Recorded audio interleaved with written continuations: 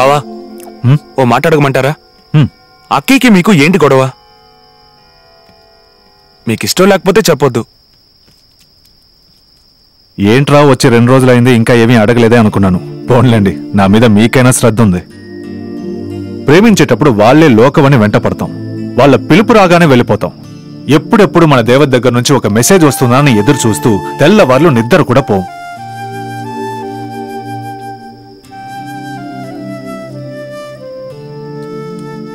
మనతో మాట్లాడితే చాలని, రోజంతా మనతో కలిసి తిరిగితే ఎంతో బాగుంటుందని మనసు కొట్టుకుంటుంది. ఇక మనం ఆ అమ్మాయి కోసం వెంట పడతాం.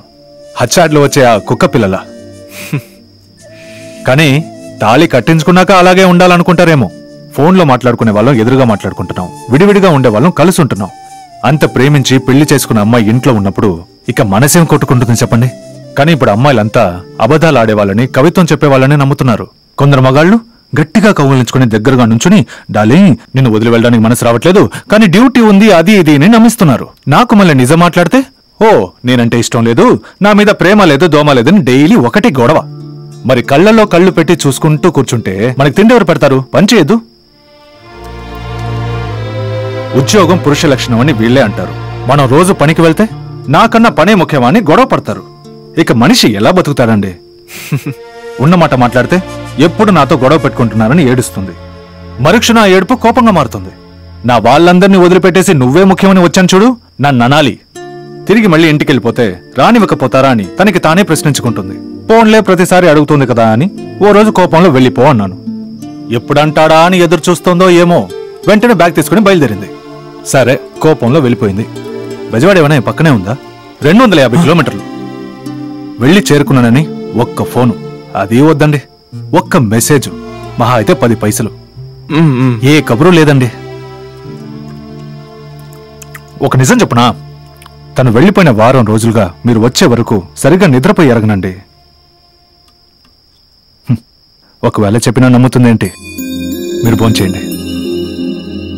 ఓ ఆడపిల్ల గొడవ పెట్టుకుని పోయిందే, క్షేమంగా ఇంటికి చేరిందా లేదా అని ఒక్క ఫోన్ చేసి అడిగుండొచ్చు కదా. ఒక్క ఫోను, అది వద్దండి, ఒక్క మెసేజ్, మహా అయితే 10 పైసలు.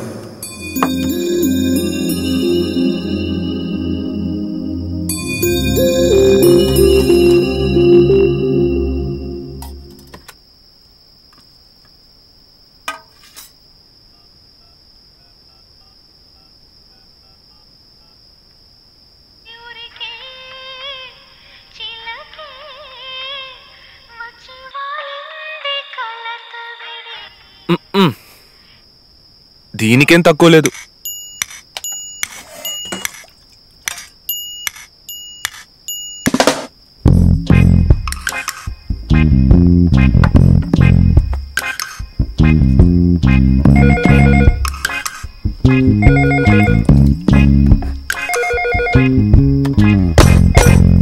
హలో హలో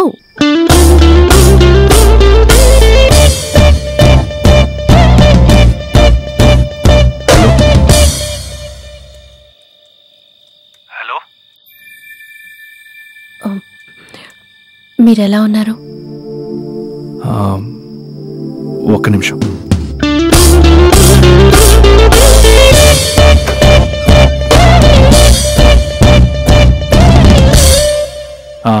బాగున్నాను. నువ్వెలా ఉన్నావు? ఉన్నాను. బాగున్నానే. నువ్వు అబద్ధం చెప్పచ్చుగా, నేను సంతోషపడేవాణ్ణి. ఏ నేను సంతోషపడ్డానికి ఒక అబద్ధం మీరు చెప్పరు గాని నేను అబద్ధం చెప్పాలంటారు? సరే సరే సరే, కోపడకమ్మా తల్లి. ఇక నుంచి మనం గొడవ పడకుండా ఉందాం. సరే, నాకేం కోపం లేదు.